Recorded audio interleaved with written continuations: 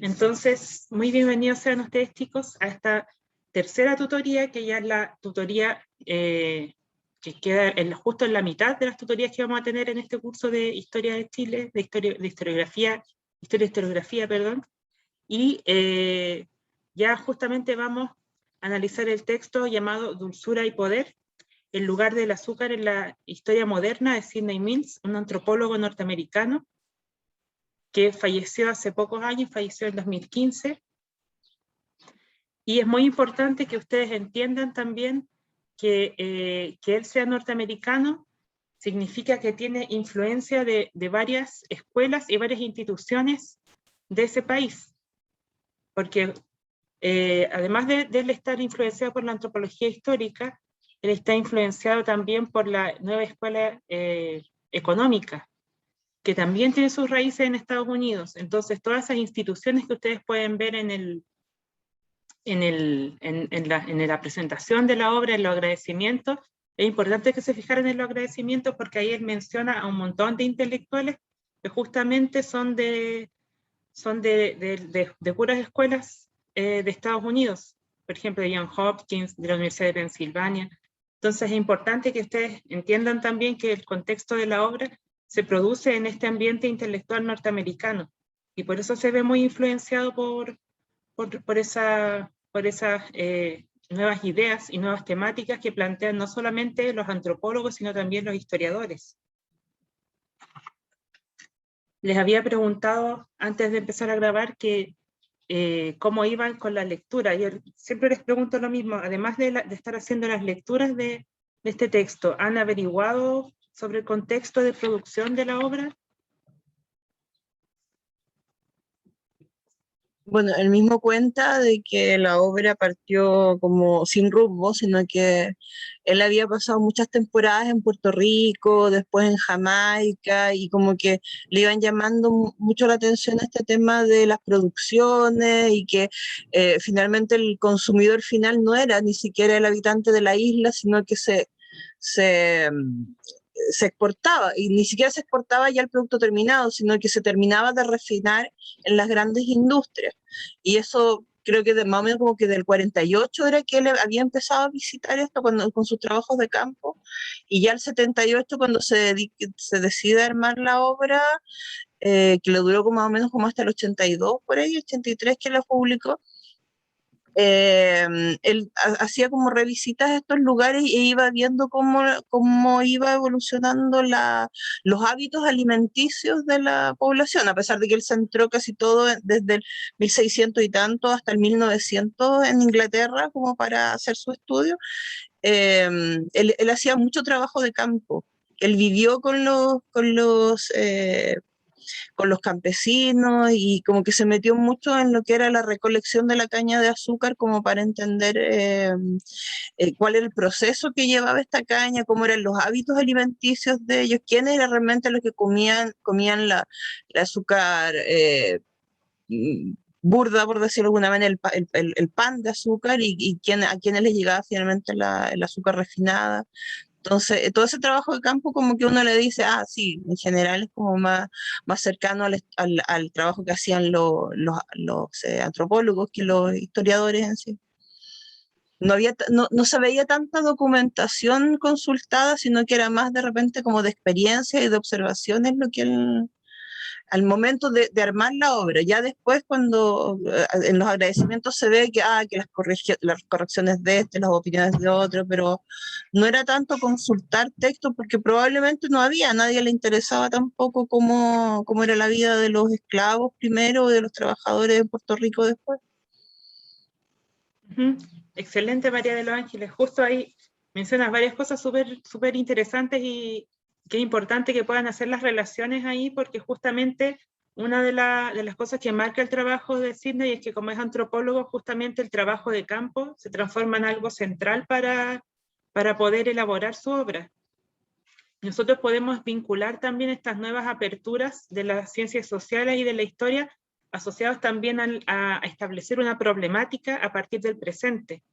Como señalaban ayer los profesores, cuando hablamos de la Escuela de los Anales y hablamos de las innovaciones de la Escuela de los Anales, es que, por ejemplo, se establece una nueva forma de hacer historia que es a partir de problemáticas del presente. Entonces nosotros interrogamos al pasado, pero siempre desde un problema actual, cosa que no hacían muchos historiadores de la historia, del historicismo alemán o de la historia más tradicional, que a veces estudiaban el pasado por el pasado en el siglo XIX. Entonces la Escuela de los Anales se revela un poco contra eso y establece justamente la importancia de establecer desde un problema presente, estudiar el pasado.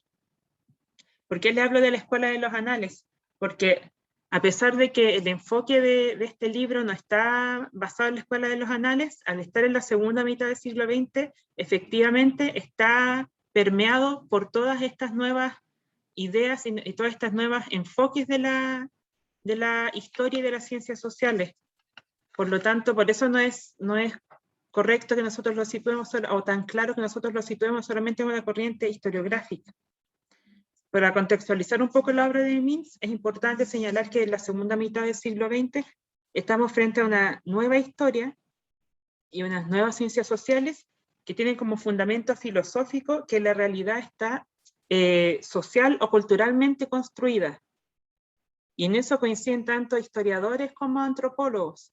Por eso es que comienza este traslape de disciplinas entre la disciplina historiográfica y la disciplina antropológica, y de ahí surge la que nosotros podemos conocer como antropología histórica, de la cual Mintz es uno de los principales representantes.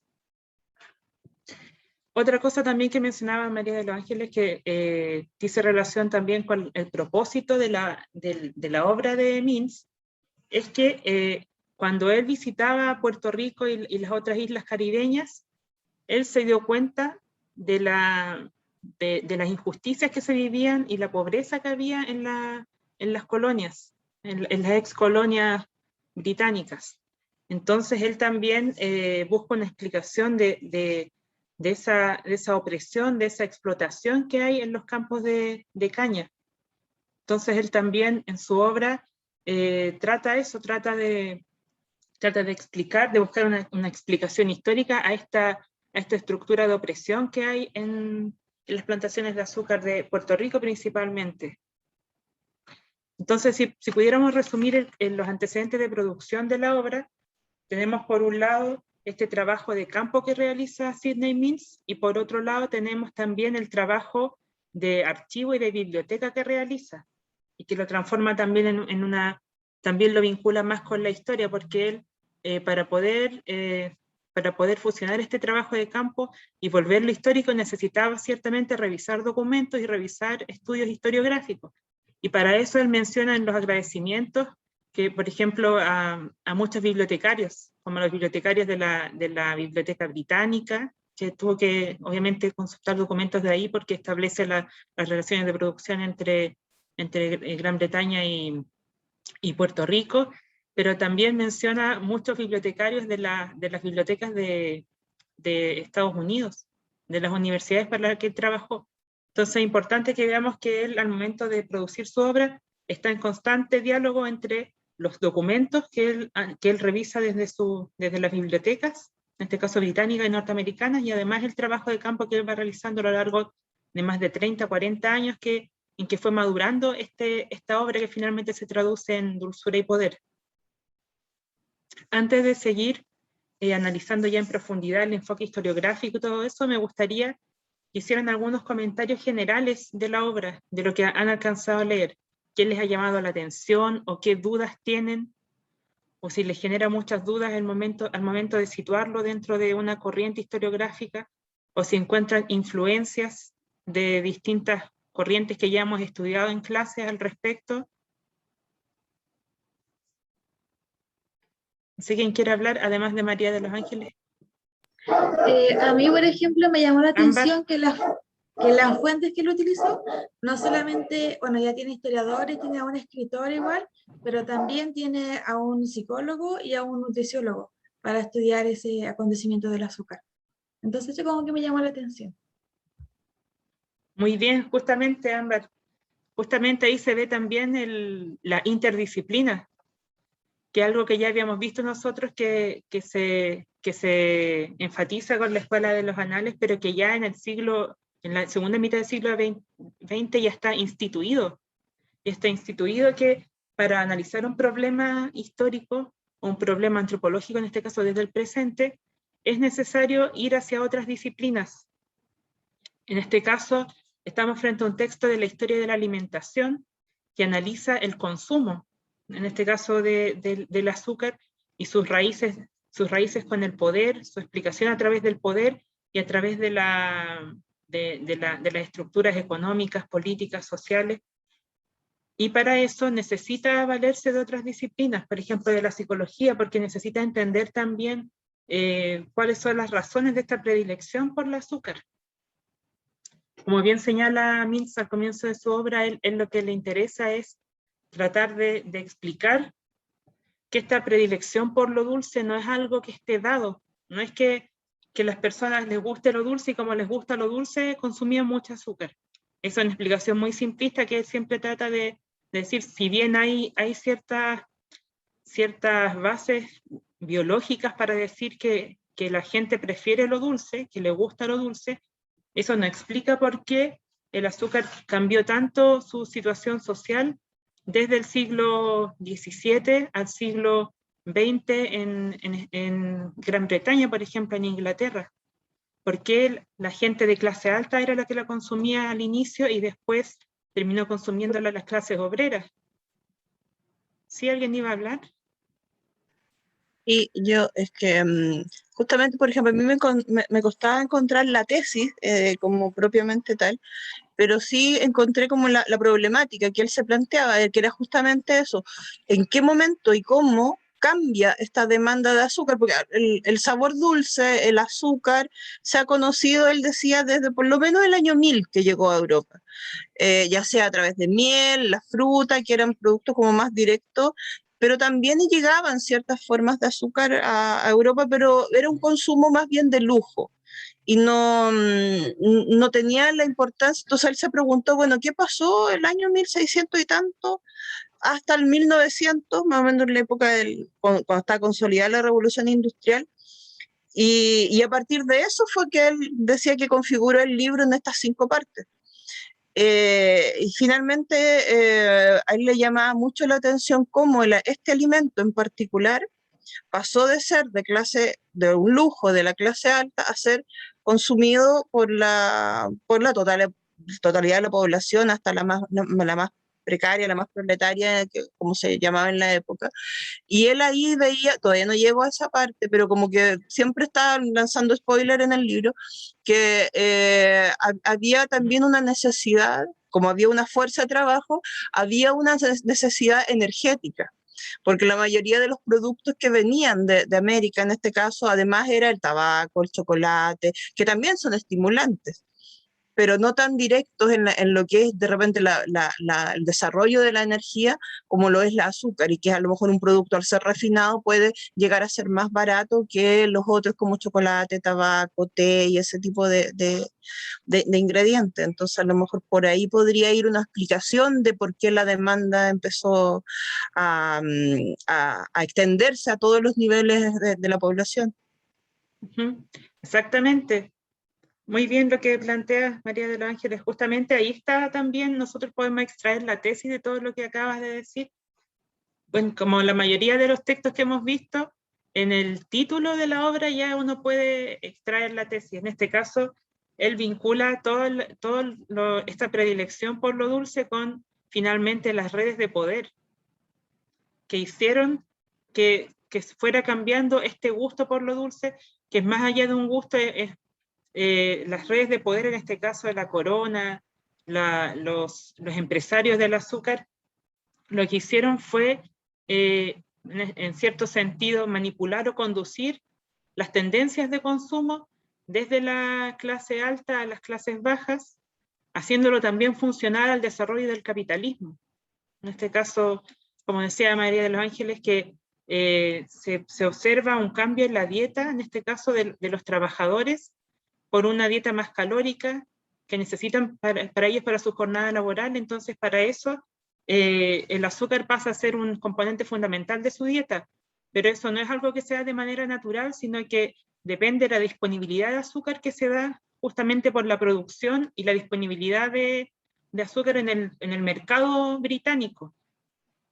Y eso se hace a través de toda esta conjunción de poder que está vinculado también a las leyes, a las legislaciones que se hacen al respecto, que permiten que el azúcar sea masificada, también por ejemplo, a los impuestos que se le empiezan a rebajar al azúcar para hacerla de un precio más asequible a la población. Todas esas cosas corresponden a cómo se establece una dominación de las clases altas, en este caso de los empresarios, hacia las clases obreras a través del consumo del azúcar. Entonces, por un lado, ellos responden tanto a intereses simbólicos como a intereses económicos propiamente tal. Además de llenarse los bolsillos con los réditos producto de la producción y venta de azúcar, ellos también dominan simbólicamente a las clases bajas, en este caso a las clases obreras proletarias. Entonces nosotros podemos ver cómo la tesis del autor es justamente esta dinámica entre la predicción por lo dulce, que no es algo dado, sino algo construido históricamente, construido socialmente, y las redes de poder imbricadas detrás, que es lo que él va develando a lo largo de los 5 capítulos de su obra. Uh-huh. Y llama la atención también, por ejemplo, relacionado a lo mismo, él como que no nombra mucho la palabra capitalismo, pero sí da muchos ejemplos. El hecho de que los agricultores, la mano de obra que trabajaba en estas tremendas hectáreas, primero le empezaba a decir como que casi toda la parte sur de Puerto Rico ni siquiera pertenecía a los habitantes de Puerto Rico, sino que a las grandes empresas, creo que era norteamericana la refinería, y lo que no eran dueños lo subarrendaba para plantaciones. Entonces él se sentía de repente como en una isla, pero él veía de que los campesinos trabajaban, pero nunca estaban conscientes realmente del proceso completo, como que no sabían lo que realmente estaban haciendo, sino que simplemente a él le tocaba, era como trabajo en serie finalmente. A él le tocaba, no sé, limpiar, al otro le tocaba a lo mejor moler y así, pero nunca estaban como conscientes, no llegaban a relacionar la planta con el producto final, porque el producto final tampoco veían cómo se construía ahí, sino que era llevado en estos panes como rubios para ser refinados ya en el extranjero. Y además lo que ellos consumían dentro de la isla eran productos que venían de afuera. Entonces ya había un tema del que manejaba estos grupos, estas empresas, también controlaba de repente las importaciones, así como las exportaciones. Entonces contaba una anécdota, no recuerdo si era de él o de un colega que fue, que estudiaba, era un colega del que era puertorriqueño y que fue a estudiar, y cuando sus compañeros juraban de que él era poco más que un hijo de un hacendado porque tenían esa imagen romántica del Caribe, y que cuando viajó le dijeron que les trajera algo propio de ella, algo del trabajo del campo que ellos querían tener. Entonces todos les pedían un machete, y él empezó a buscar machetes y se dio cuenta que todos los machetes que ocupaban ahí eran precisamente, creo que de Connecticut, que quedaba como a 5 kilómetros donde ellos estudiaban. Entonces ya había empezado todo este tema de globalización, de mercados, donde de repente lo que tú ocupas, tu herramienta fundamental, ni siquiera lo estás fabricando tú, te viene desde tus mismos compradores. Entonces él como que hace como toda una descripción de lo que era el capitalismo, cómo se estaba instalando, y sin que la gente percibiera esto. Súper bien, María del Ángel. Justamente ahí tú estás identificando una particularidad investigativa de la obra de Mintz, que dice relación con cómo él conecta lo local con lo global, cómo conecta en este caso las vivencias y lo cotidiano de los trabajadores de la caña en Puerto Rico con la globalización y con el desarrollo del capitalismo. Es sumamente relevante para la obra, y eso también es importante que lo releven en su informe. ¿Cuál es la particularidad investigativa de Mintz? Que dice relación justamente con eso, porque la antropología parte de lo cotidiano, parte de las vivencias, pero la particularidad de la antropología histórica es que logra vincular estas cosas aparentemente sin importancia histórica, que que décadas atrás no era considerado historiable, logra encontrarle la historicidad a esto. La historicidad, en este caso, el trasfondo histórico detrás de la producción del azúcar. Cuando él visita los campos de caña, él dice, este paisaje que se ve aquí tiene un trasfondo detrás. Hay toda una red, unas conexiones económicas, políticas y sociales que explican esto. Y que incluso los propios trabajadores de la caña están de alguna manera insertos como casi inconscientemente dentro de estas redes, cuando ellos mencionan que se preocupan del precio, por ejemplo, que tiene la caña en los mercados internacionales. Entonces ellos también de alguna manera están visualizando, aunque no claramente, sino sesgadamente, la importancia de la caña en el comercio internacional. Ya, me gustaría ahora que, siguiendo la pauta de elaboración del informe, viéramos un poco sobre el enfoque historiográfico, que fue más que nada el desafío que les planteó el profesor Yerko cuando subió los textos complementarios de esta lectura que están haciendo ahora. Entonces me gustaría saber si ustedes lograron identificar, al leer los textos de historia económica, alguna relación, alguna vinculación con el texto de Mintz. Lo que más que nada dijo el profesor Yerko era que, bueno, y también lo comparto yo, era que estamos frente a una apertura temática en que coincide en este caso la nueva historia económica con la obra de Mintz. A pesar de que él es un antropólogo, no podemos vincular la obra de Mintz, por ejemplo, a una nueva historia económica norteamericana por las metodologías que utilizaba, porque los historiadores económicos utilizaban más que nada teoría económica, hacían análisis cuantitativos, pero sí podemos vincular la obra de Mintz a la nueva historia económica a partir de las temáticas que va desarrollando, como en este caso es la historia de la alimentación, que son temáticas que los historiadores económicos van relevando a partir de la década de los 60 y los 70.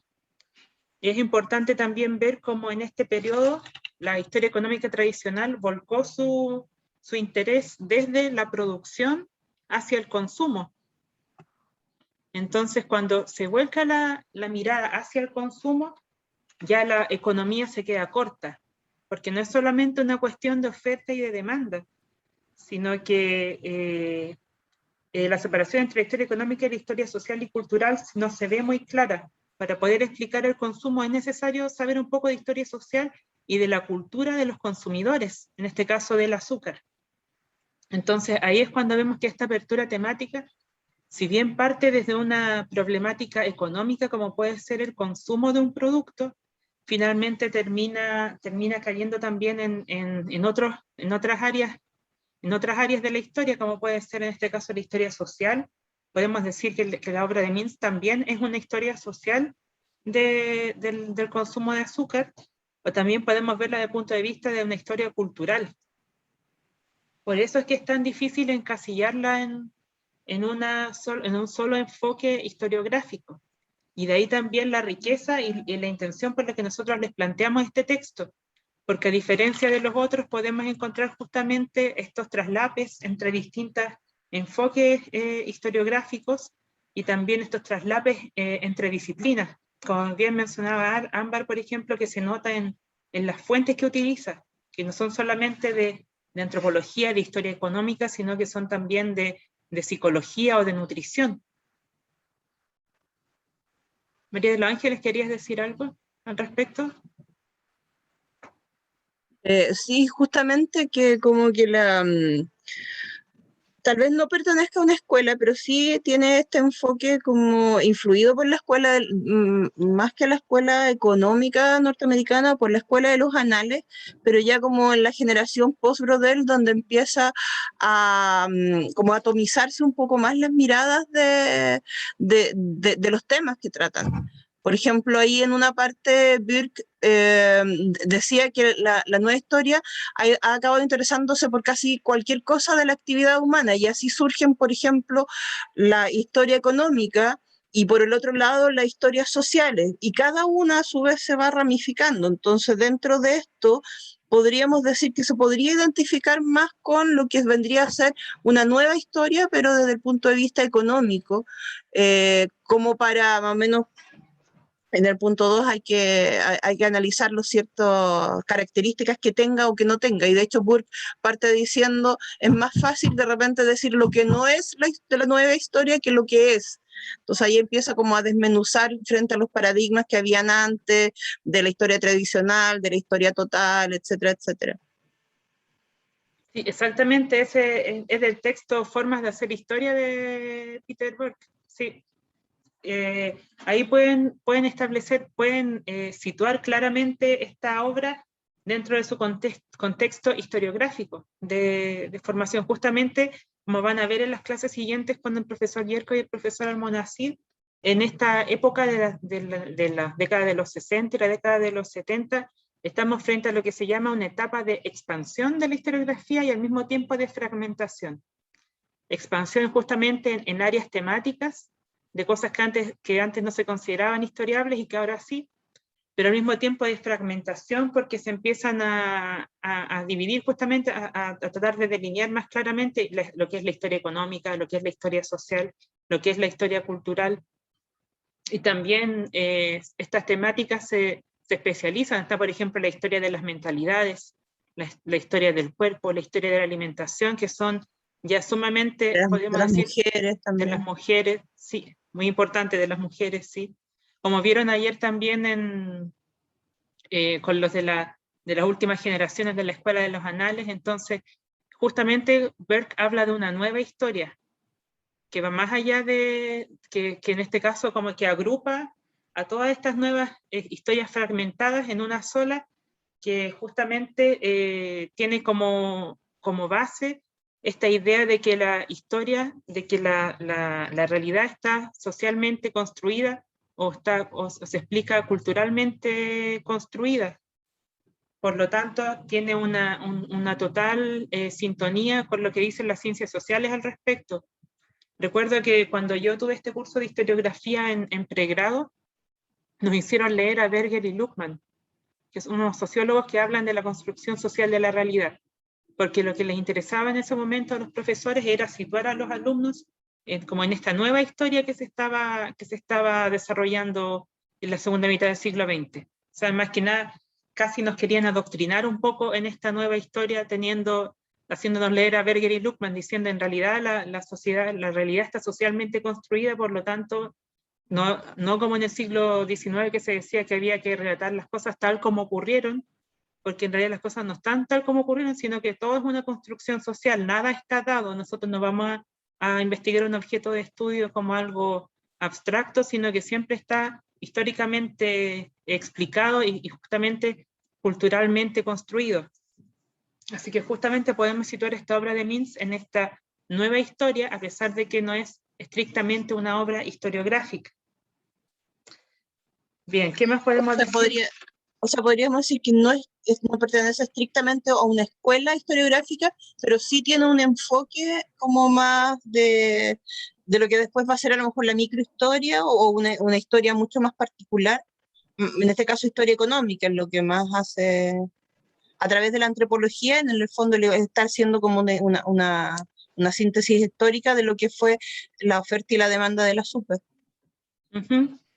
Exactamente, pero como le señalaba el profesor Yerko en ese mensaje que envió de CIBEDU, es importante que lo traten de enfocar desde la apertura temática principalmente, porque si ustedes se ponen a leer los textos que envió sobre la nueva historia económica, ahí habla mucho de los debates entre la vieja historia económica y la nueva historia económica, y habla también mucho de las metodologías que utilizan los llamados cliómetras, que son básicamente la metodología cuantitativa. Entonces, si uno empieza a leer por ahí, puede encontrar que no se condice tanto con la historia económica en lo que está planteando Mintz. Pero si nosotros nos enfocamos en las temáticas que plantea, justamente este estudio de la producción y el consumo está dentro de los nuevos intereses temáticos de la historia económica. Así de la nueva historia. Sí, de la nueva historia y de la nueva historia económica. Así que por eso, por ahí lo pueden enfocar. Ahora, este informe en particular tiene tiene el desafío de que en esta parte de identificar el enfoque historiográfico, ustedes hagan esta misma discusión que estamos viendo ahora de que no es algo claro, y de que pueden encontrar herencias de muchas escuelas historiográficas antiguas, o de muchas cosas que se van instalando, porque esta nueva historia definitivamente tiene una herencia de la escuela de los anales, a pesar de que nosotros no podemos identificar claramente que el texto corresponde a la escuela de los anales, porque no está vinculado con las generaciones de discípulos y maestros de una escuela en particular. No es de una escuela, sino que es de un enfoque, y los enfoques toman de todo un poco, de todas partes un poco, para armar en este caso su obra. Además, hay una cuestión súper interesante que ahora me acabo de acordar, que en algún momento hacen también el paralelismo con Ranke, con los positivistas, porque recordar que la antropología fue una de las ciencias sociales que nació producto justamente de este positivismo, como para darle el carácter de ciencia a todo lo social, y que estaba siempre en discusión si la historia era o no una ciencia, pero salieron además de la antropología, la psicología y todo eso. Entonces también había una parte, creo que en la introducción o en el libro de Burke, no me acuerdo, pero que hablaban también con esta relación, qué cosas tomaba del positivismo, como tal vez los trabajos de campo, las observaciones, algo como mucho más metodológico en la forma de elaborar su investigación. Exactamente, principalmente la metodología de la observación, del trabajo de campo, de la observación exhaustiva sobre una realidad. Eso está tomado justamente del positivismo, y también parte de una ciencia que tal vez es una ciencia social, pero también tal vez es un poco más dura que la historia, como es la antropología. Nosotros podemos notar en la obra de Mintz que no es una obra historiográfica justamente por cómo aborda el problema. Porque si ustedes se fijan, ustedes tuvieran que leer dos capítulos, el primer capítulo que habla como de la dulzura, y el cuarto capítulo que habla del poder. Y en el capítulo que habla de la dulzura, básicamente casi no ocupa obras historiográficas o fuentes muy para relatar, para argumentar, sino que básicamente en base a observaciones, y también hace alusión a una obra literaria. En este caso habla, por ejemplo, de cómo se construyen imaginarios en torno al azúcar, en el siglo XVII, XVI y XVII, por ejemplo, y menciona obras de Shakespeare, por ejemplo, donde hablan sobre el azúcar, pero no, en su argumentación él no está documentando lo que va relatando, sino que es más que nada una argumentación, que va más que nada para el lado más de la antropología que de la historia. Entonces es interesante eso, porque ya vemos que se desmarca un poco de la rigurosidad historiográfica, y es una rigurosidad de otro tipo, una rigurosidad antropológica, que se basa más que nada en el exhaustivo, la exhaustiva descripción de una realidad. Por otra parte, también, bueno, ya traslapando un poco lo que son los elementos centrales de la obra con la crítica de fuentes. Bueno, como mencionaba Ámbar, las fuentes son variadas, pero llama la atención de que en el capítulo, sobre todo del poder, se puede notar más el peso historiográfico de la obra.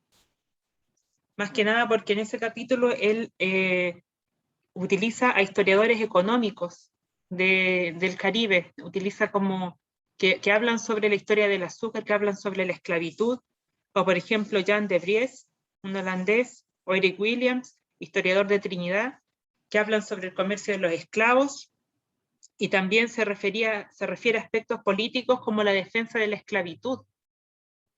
Entonces, ahí podemos ver que hay como un cambio cualitativo importante entre el primer capítulo que leyeron y el segundo, en cuanto al uso de fuentes, para develar los poderes económicos y políticos detrás del cotidiano y aparente natural consumo de azúcar en la dieta de los británicos y también de todo el mundo. Es de vital importancia contar con fuentes de historia económica, política y social que den cuenta de los procesos históricos detrás de la producción y el consumo del azúcar. No solamente con estas observaciones que él hacía en el primer capítulo sobre lo que era el dulzor, sobre lo que incluso él hacía análisis respecto del reino animal, de cómo había predilección por lo dulce o por lo no dulce. Entonces ahí podemos ver que justamente hay una gran diferencia entre una obra historiográfica rigurosa con documentos y esta argumentación que él hace en su primer capítulo. ¿Qué otra cosa podemos decir? Por ejemplo, la heterogeneidad que para Mintz definía el Caribe era el resultado de un producto histórico y solo podía lograr su objetivo comprendiendo a los seres humanos como sujetos, como actores, insertando también sus vidas, sus acciones y en su propio contexto histórico. Entonces podemos ver ahí el traslape entre antropología y antropología histórica. Y justamente como señalaba María de los Ángeles al comienzo, a lo largo de todo su escrito, él trata de argumentar justamente cuál es la importancia de la historicidad de lo que él está observando en este caso, que es los cultivos del azúcar. Ya, quería detenerme en este momento y preguntarles a ustedes de lo que han leído sobre el texto de Mintz. ¿Qué otras cosas le han llamado la atención? Esto es importante porque a partir además del análisis de la obra, de situarlo dentro de un contexto historiográfico, de analizar los antecedentes de producción de la obra, es importante que ustedes sean capaces de elaborar una conclusión al respecto de los aportes que tiene esta obra para la historiografía y también el aporte que deja en su formación como futuros profesores de historia e historiadores. ¿Cuál sería entonces el aporte que ustedes creen que les deja esta obra? ¿O qué les llama la atención de esta obra respecto a las otras que hemos visto anteriormente? ¿Qué me podrían decir al respecto?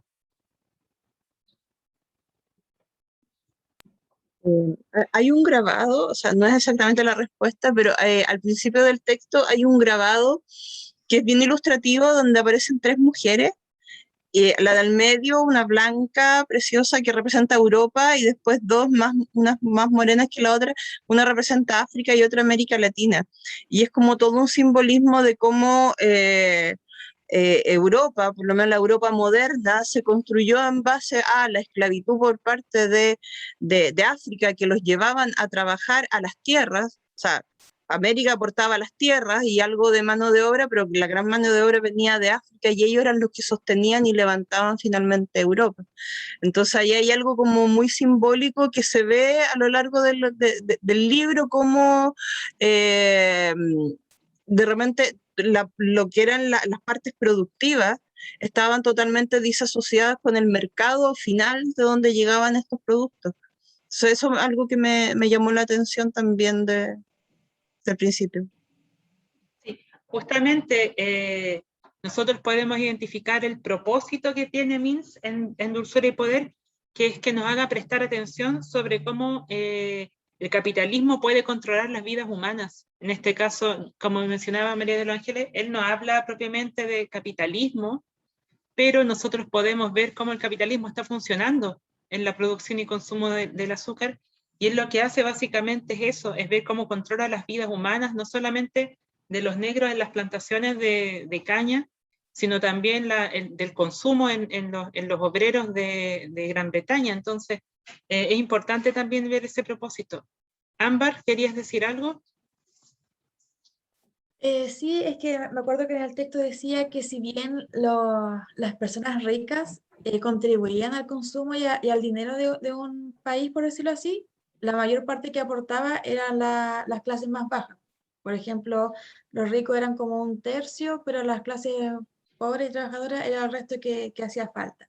Entonces que me acuerdo que decía, citó a alguien y dijo que en vez de impedir que las clases trabajadoras puedan comprar lo que ellos querían, tenían que motivarlo para así que lograr más ganancia o algo así. No me acuerdo bien, por eso bajé la mano después, pero algo así era. Sí, exactamente. Súper importante lo que dices tú, Ámbar, porque es importante que como futura historiadora y, bueno, actualmente alumnos de historia le llame la atención justamente esto de la explotación, uno siente la empatía respecto de esta dinámica de manipulación entre o dinámica dialéctica entre poderosos y dominados, en este caso, a través de la obra de Dulzura y Poder. Como en este caso es como la dulzura embeleza a las clases obreras, las clases altas en este caso tratan de seducir a la clase obrera a través de redes políticas y económicas de poder. Así que es sumamente relevante que logre identificar eso. Entonces, haciendo un resumen más o menos de lo que hemos visto, los elementos centrales de la obra tenemos la tesis. ¿Cuál sería la tesis del autor? Básicamente, Mintz intentó demostrar hasta qué punto el dulce, en este caso lo dulce, está ligado al desarrollo del capitalismo. Y cómo estas redes económicas y de poder, entonces, explican un poco el cambio que hubo en los significados de lo dulce y este paso del consumo desde las clases altas a las clases obreras. Eso sería básicamente la tesis del autor. Su propósito, entonces, es despertar la atención del lector cómo el capitalismo puede controlar las vidas humanas. En este caso se puede explicar la esclavitud y la predilección o la defensa de la esclavitud en muchos casos durante el siglo XVII, también por el consumo del azúcar. Y básicamente, ¿por qué se han seleccionado estos dos capítulos para que lean? Porque justamente van al meollo del asunto, de la dulzura y del poder. Entonces es importante que cuando ustedes hagan su informe puedan reseñar de alguna forma estos dos capítulos argumentando por qué son importantes para entender la obra en su totalidad. Porque ustedes no leyeron el capítulo de la producción, no leyeron toda la obra en su totalidad, pero con esos fragmentos que leyeron pueden ser capaces de identificar entonces cuál es el hilo conductor de la obra. Eso es sumamente importante. En cuanto a la crítica de fuentes, bueno, ya han dicho varias cosas al respecto. Es importante entender que el autor amalgama de excelente forma este contrapunto entre lo cotidiano del consumo del azúcar y su trasfondo histórico, y para eso ocupa fuentes de historia económica que hablan tanto del consumo como sobre también el comercio de esclavos. También utiliza estas fuentes literarias como la obra de William Shakespeare para hablar sobre la imaginería del azúcar. También utiliza fuentes de las ciencias sociales como la psicología, como la nutrición, también de las ciencias duras. Entonces, todas esas fuentes son adecuadas para desarrollar su obra, que en el fondo lo que quiere él es explicar esta historia económica, política y social que da cuenta de procesos históricos detrás de la producción y consumo del azúcar. Yo creo que hasta ahora hemos revisado bastantes cosas, algunas cosas más que les pueden servir para vincular al enfoque historiográfico de Mintz, es señalarles que la historia económica, además de buscar temáticas sobre el consumo, de mostrar su interés por las temáticas sobre el consumo que hacen que confluyan en sí intereses económicos, políticos y culturales y sociales, también hay textos propiamente tal de la historia económica que están vinculados con la temática de Mintz, como por ejemplo la esclavitud. Hay un historiador económico de la década de los 70 que es Fogel, que él justamente tiene un texto muy icónico que se llama El tiempo en la cruz, economía esclavista en los Estados Unidos, que también tiene estas temáticas de la esclavitud detrás. Entonces no es que Mintz fuera tan como de la nada, él se pusiera a hablar de los esclavos que estaban en este caso en Puerto Rico, en tiempo de las colonias británicas, sino que también está en sintonía con lo que se estaba hablando en ese momento en las ciencias sociales y la historiografía, como era por ejemplo la esclavitud. Entonces tenemos por un lado el tema del consumo, propiamente tal como una apertura temática, y por otro lado también tenemos el tema de la esclavitud, de cómo se explica la esclavitud en estas redes de poder que son internacionales, en este caso entre Gran Bretaña y las islas del Caribe. Bien. Entonces podríamos, por ejemplo, porque hay una parte del informe que uno le piden hablar más o menos como de la particularidad o ¿cómo se llama? Identificar lo novedoso de repente de la propuesta. aquí, así como Brodel, que puso al Mediterráneo como el sujeto histórico, después vimos que eran las masas, digamos, invisibles, los movimientos proletariados, los de abajo, que ya venían a ser no un actor, sino como un actor, pero colectivo. Aquí podríamos decir que los alimentos en este caso, o alguna materia prima, vendría a ser como el agente de cambio dentro de, que produce cosas en la historia, porque él, claro, habla del azúcar, pero eso lo podríamos ver a lo mejor que es lo que todavía está pasando de repente con los diamantes en África, o a lo mejor mucho antes pasó con la sal, las especias y cosas así, como que estas materias primas fueron más allá de los actores, de los personajes que iban tras ella, pero ellas fueron como los motivadores de repente de cambios económicos, de sistemas económicos que empezaron, no sé, por el expansionismo, el capitalismo y todo eso. Podríamos decir que esa es como la particularidad, el enfoque que le da a su libro en particular. Sí, efectivamente. Esa es una de las interpretaciones que se les puede dar a la particularidad investigativa, justamente que se centre en el azúcar y que se centre en la historia de la alimentación, que en ese momento era una apertura temática, era una temática novedosa, y que él desarrolla de manera magistral finalmente, porque logra establecer estos vínculos, como bien mencionas tú, entre el capitalismo, entre la expansión capitalista y esta materia prima que finalmente termina siendo como la piedra de tope para entender todas estas transformaciones que van ocurriendo desde el siglo XVII hasta el siglo XX finalmente. Él dice que su estudio empieza en 1650, pero termina en la primera mitad del siglo XX, 1900. Claro. Claro, porque la alimentación estaba tocada más que nada históricamente como de la medicina, así como análisis de que hay que comer esto y lo otro, pero no como agente económico, como agente de cambio, como commodity en este caso, a lo mejor.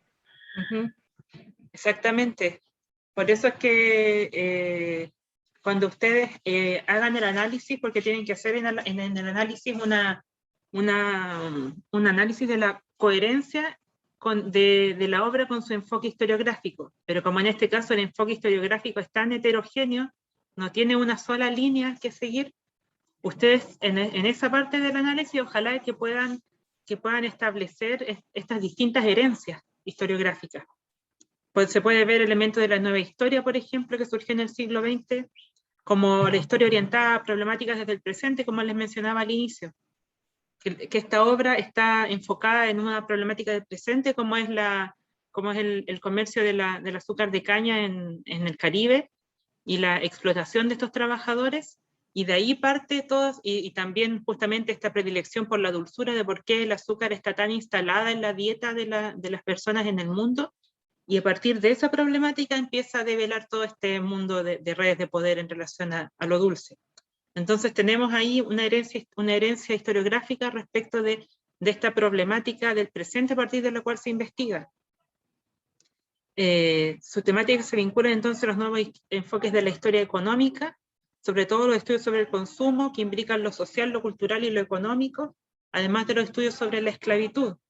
Estudia, por ejemplo, los precios del azúcar y cómo afectaba el consumo de las clases obreras británicas. Y finalmente, ya redundando un poco, hay una apertura temática al ser una obra icónica dentro de la historia de la alimentación. Bueno, y también como se reconocían las fuentes que estudiaba él y en la postura o el enfoque en sí que plantea, hay una interdisciplinariedad. Entonces, si se van dando cuenta, todas estas cosas ya se repiten, ya están establecidas en la primera mitad del siglo XX, y lo que hay aquí es un desarrollo posterior, un desarrollo mayor de estas problemáticas, como la interdisciplinariedad, la historia orientada a un problema y a un problema desde el presente. Entonces, cuando analicen el enfoque historiográfico de esta obra, tienen que centrarse básicamente en eso, en las nuevas temáticas de historia económica, pero así también en la interdisciplinariedad y en la historia orientada a un problema desde el presente. Bien, chicos, ¿comentarios al respecto? ¿Más dudas respecto de cómo elaborar el informe? Las notas ahora del segundo informe las voy a las vamos a subir al sistema, no las vamos a publicar, porque en realidad no debería haberlas publicado como un Excel, sino que las notas, bueno, ahora por todas esas cosas que hay de resguardo de la privacidad, lo éticamente responsable por parte de los profesores es que le enviemos la nota a cada uno, no que publiquemos el listado con todas las notas. Profesor, quería pedirle un favor porque a mí siempre me gusta tener retroalimentación y todo, pero se me olvida entre tanto correo que llega pedirle. ¿Será posible que cuando mande la nota igual mande el archivo, se lo pidan o no? Porque además que igual nos sirve después para ir repasando y estudiar, como con sus comentarios y todo, o hacer los comentarios a medida que le piden retroalimentación nomás. Es que más que nada yo lo hago por razones de tiempo, porque son como 40, tendría que mandar 40 mails a cada uno con su retroalimentación. Entonces por eso, pero yo de todas maneras, yo cuando hago las correcciones, voy comentando cada texto antes de, como argumentando por qué le puse el puntaje que le puse. Así Vale. que siempre va a estar el respaldo de la retroalimentación de cada informe que realicen. Ah, ya. En el primer informe hablamos con Yerko y tratamos de ser un poco más indulgentes, sobre todo en aspectos de citación, en aspectos formales.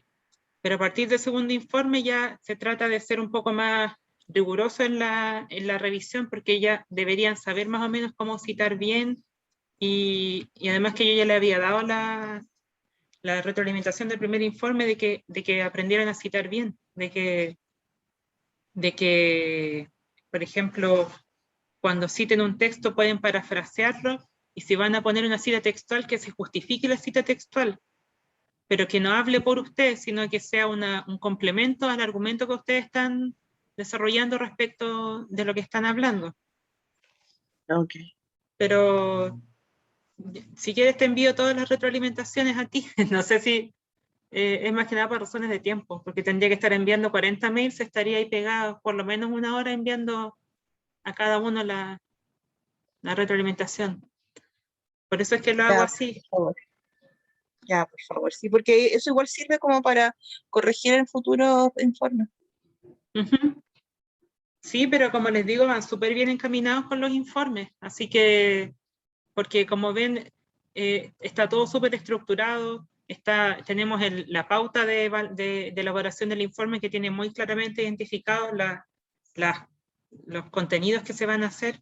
Entonces, en ese aspecto, es sumamente fácil revisar y también que ustedes vayan elaborando el informe siguiendo esas indicaciones. También está la rúbrica de evaluación, entonces es fácil ahí que ustedes también vayan haciendo una autoevaluación de lo que van realizando. Y más que nada las tutorías son para que conversemos respecto, como lo hicimos hoy día, respecto a de estos contenidos a tratar. Rayen dice, ¿me puedo quedar al final para hacer una consulta? Sí, por supuesto. Traten de hacer las consultas en clase, pero si necesitan consultas particulares, las puedo resolver también al final de la clase. Así que eso, chicos, ¿alguna duda? Martín, Paula, Alfonso, Fran, Nicolás, Millaray, Alonso, Samuel, Daniela, Francisco, Valentina, Martina, Ámbar, Belén, Benjamín. ¿Dudas? ¿Les quedó claro o les sirvió de algo la conversación que hemos tenido hasta ahora? Para que interactúen un poco. Levanten la manito hacia arriba, hacia abajo. ¿Valentina? No, iba a decir que me quedó claro, profe, gracias. Qué bueno que les quede claro, así que por lo menos tenemos interacción con las manitos ahí, si es que no quieren hablar. Ya chicos, entonces damos por terminada la tutoría de hoy. Quiero agradecer especialmente a Ángeles que tuvimos interacción ahí, pudimos ir comentando. Así que la gracia es que los demás también se animen a ir comentando los textos que quedan. Nos quedan 2 textos que revisar todavía, nos queda uno de microhistoria y el otro de Simon Davis, no me acuerdo en este momento cuál texto era, pero nos quedan 2 textos todavía, así que, y el próximo texto que vamos a revisar de microhistoria, tenemos menos tiempo para analizarlo, así que terminando esta entrega de informe, pónganse al tiro a trabajar en el texto de microhistoria de Giovanni Levi, que además les adelanto que es un texto súper bonito. por Eso lo del menos queso y los gusanos. El queso y los gusanos, sí, es un texto súper icónico, súper particular en la historia de la historiografía del siglo XX. De hecho, yo mi tesis que estoy terminando ahora de magíster, la estoy realizando desde el enfoque de microhistoria, inspirada en Giovanni Levi. Y como les mencionaba el profesor Yerko también, Giovanni Levi vino a Chile hace algunos años y se sacó fotos hasta con el profesor Yerko. Sí, todas las clases no lo recuerdo. No lo recuerdo, sí, yo en ese tiempo no estaba en la Austral todavía, yo estaba yo puedo decir que yo conozco a Peter Burke lo conozco yo, que vino años antes a Chile. Como tenemos ahí diferencia generacional con Yerko, y él todavía estaba en el colegio, yo ya estaba en la U, así que ahí yo conocía a Peter Burke. Así que esos chicos, los animo a que sigan entonces trabajando en los informes, de verdad, es súper entretenido. Yo encuentro como como cuando era estudiante de historia no tuve la oportunidad de tener un curso de historia y historiografía así como está planteado ahora. Yo lo encuentro súper bien estructurado como está porque les sirve para que conozcan los enfoques historiográficos actuales y que vayan aprendiendo también a criticar los textos y a sacar los aportes importantes de ellos para su formación como profesores y como futuros historiadores también, los que se quieran aventurar en eso. Así que eso, chicos, que estén súper bien. Nos vemos en la clase del jueves. Sí, que le vaya bien. Chao, Chao, chao. profesora. Gracias, Profe. profesora.